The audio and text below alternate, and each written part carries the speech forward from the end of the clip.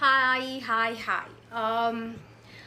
ඔයාලට මම දෙයක් කියනකොට මම ඒක හරිම වගකීමෙන් කියන්නේ right මම මේ ඇත්තටම කියනවා නම් මම ප්‍රසංග වේදිකාවෙන් මම අවුරුදු එකමාරක් විතර අයින් වෙලා හිටියා. මොකද මම ඒක අපි අලුත් දෙයක් කරද්දි කියන්නේ නෑනේ. එකපාරට අපි නවත්තලමයි ගොඩක් දෙනෙක් යව ඇයි නවතින්නේ ඇයි නැත්. හේතු ගොඩාක් තිබුණා.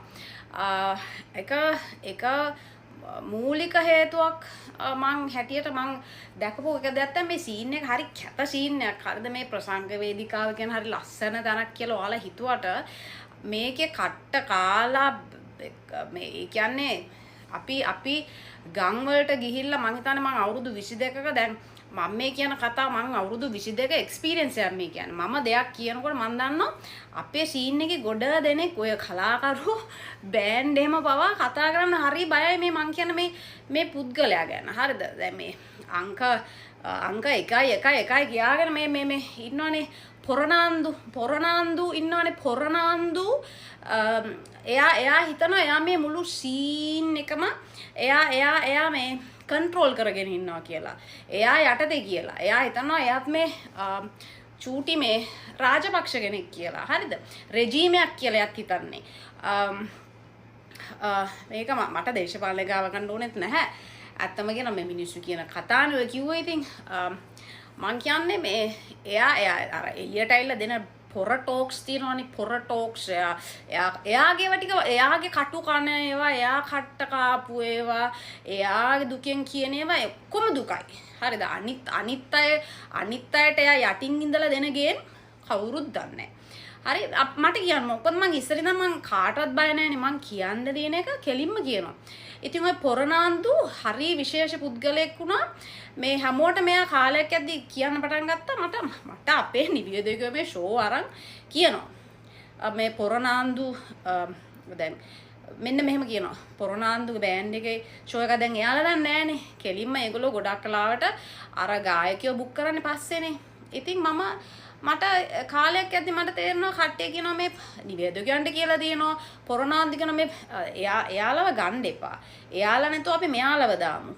ඉතින් දැන් අර එකක් තියෙනවනේ මේ පරණ ගායකයෝ දැන් පොරනාන්දු හරි අලුත්නේ ඌ ටොයියා ගානට තමයි දැන් පොරනාන්දු හිතාගෙන ඉන්නේ. පොරනාන්දු යකෝ අපිටත් වඩා වයසයිනේ.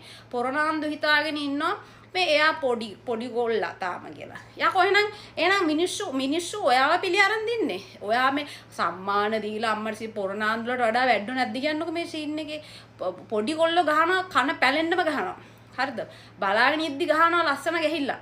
ඉතින් මං කියන්නේ අපේ කලාකාරෝ මාර බයයි. කතා කරන්නේ පොරනාන්දු ගැන මොකද පොරනාන්දුගේ වේදිකාවේ පොරනාන්දු නක් ගන්න නෑනේ. දැන් මේ ළඟක ඉන්න මට මේ ෂෝ මම හිතන්නේ ආව කීපයක්. තවමත් ඔය බණේමයි ඔය හෙනේමයි. හරි දැන් මම කෙලිම මූණට කියන එකලංගේ මේ අහවලාගේ බෑන්ඩ් එකද එයාමව ගන්නෑ. මම ඔට්ටු දීලා කියනවා. හරි ඉතින් මේ පොරනාන්දුට මම කියන්නේ පොරනාන්දු ඔයාගේ බෑන්ඩ් එක නැහැ කියලා මම මැරෙන්නෙත් නෑ. මට ඔය ප්‍රසංග වේදිකාවේ ෂෝ මට බලෙන් ඕනෙත් නෑ. දැන් ඔය කලාව කියන්නේ හරියට දේශපාලනය වගේනේ. ඔයාට පක්ෂපාතියා ඉන්නවා. මට කැමති අය ඉන්නවා. මට අකමැති අය ඉන්නවා. ඔයාට අකමැති ගොඩ දෙනෙක් ඉන්නවා මට වඩා. මොකද ඔයා අංක 1නේ. අපි අංක 1 නෙමෙයිනේ. හරිද? ඉතින් ඔයා ඕන කෙනෙකුට කියන්න. අපිට බැක් කරන්නේ අපි ඕන්නේ මම මේ බලෙන් සීන් එකට ආපු කෙනෙකුත් නෙමෙයි බලෙන් සීන් එකේ ඉන්න ඕන කෙනෙකුත් නෙමෙයි. හරිද? ඉතින් මට ඕන එකක් කියපල්ලා. පොරනාන්දුට කැමති අය ඉන්නවනේ. මට බනි. ඉතින් මට මොකෝ කියපල්ලකෝ. නමුත් මම මේ කියන්නේ ඔය පොරනාන්දු ඔයා අපිට අකමැති. මොකද ගොඩ දෙනෙක් ඉන්නවා ගායකයෝ. උන්ගේ නම් කියපුවම පොරනාන්දු කියන නෑ මෙයාව දාන්න එපා. අරයට දාන්න. කනාවට සින්දු කියන එක්කෙනාව දාන්න. එතකොට මේ සුරතලෙන් සින්දු කියන සෙට් එක දාන්න. කමන්නේ දා ගන්න. අපිට මොකද ඔයා හැබැයි එක දෙයක් තියෙනවා. ඔයා ඔයාගේ වැඩේ කරගන්න. ඔයාට දාන්න ඕන කෙනෙක් ඔයාගේ මේක නග ගන්න. අපිට අවුලක් නැහැ. හැබැයි ඔයත් මතක තියාගන්න. ඔයාගෙත් මේ වෙලාව ටිකි ගා කැරගෙනවා.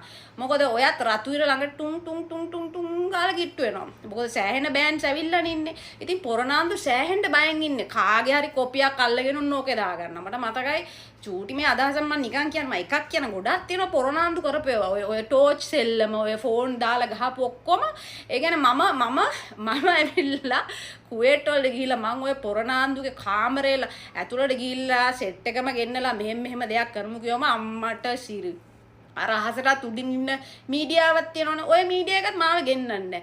මට අදාළත් නැහැ. හරිද? ඉතින් ඕකේ ගිහිල්ලා අම්මට සිරි මම හිටියා ওই ෂෝ එකේ කාලේ. ඉතින් ගිහිල්ලා මං ඉද්දි අම්මට සිරි පොරනාන්දු කරනවා කියන්නකෝ එයාගේ සෙෂන් එකේ. මොකද කලාකරුවන්ට ඉස්සලා නගන්නේ මේ සංගීත කණ්ඩායමනේ. ඉතින් මොන්න ගිහිල්ලා දානවා. යකෝ එතකොට මම ජින්ජර් ස්ටයිලා කියලා ඕක කියලා හැමතිස්සෙම කරා. මෙන්න කාලයක් යද්දි මෙන්න අර ස්ටයිල් කියලා එනවා. හරිද? ඔය ඔක්කොම කොපි කරලා යකෝ පොරනාන්දු කොපියම තමයි. හරිද? ඉතින් පොරනාන්දුට මම බයත් නෑ, මට වැඩකුත් නෑ. පොරනාන්දුගේ බෑන්ඩ් එකට නැග්ගේ නෑ කියලා මට අනේ මට ෂෝ නැද්ද යකෝ. මං කියන්නේ ඕන තරම් හොඳ බෑන්ඩ් ඉන්නවා මේ ලංකාවේ. හරිද? පොරනාන්දුරත් කියන්නේ ඔයාට හැමදාම ඔයාව හිතාගෙන ඉන්න ඔය මාන්නේ මන්නේකින් ළඟදී කැපෙනවා. ඉතින් ඒක නිසා ඔය ෂෝ ඔය ගන්න ඔක්කොම කොට යනවාද කියපල්ලකො. අනිත් බෑන්ඩ් වලට මේ ළඟදී ආපු බෑන්ඩ් වල සෙනඟ වැටිල්ල හැටියට පොරනාන්දු මාරු විදිහට බය වෙලා ඉන්නේ. ඉතින් මං කියන්නේ යකෝ නැවතත් මං කියන්නේ කලාකරුවන්ට ආදරය අය අකමැති අය බෑන්ඩ් වලට කැමති අය අකමැති අය ඉන්නවා. මට කමෙන්ට් වලින් දාලා බැනපල්ලා. මට මොකෝ හැබැයි මං පොරනාන්දුර කියන්නේ අපිව අතරපල්ලා. ඔයා අකමැති කලාකරුවන්ට ඔයානේ කියන්නේ මේ සංවිධායකයර කියනවා. මෙයාව ගන්න එපා. එයාව ගන්න එපා. අරයව ගන්න එපා. ඔක්කොම දැන් කල් ඉක්ුත් වෙලා තියෙන්නේ. ඉතින් අර එයාත් මේ රැඳිලා ඉන්න බලන්න මේ අලුතෙන් එන සෙට් එක.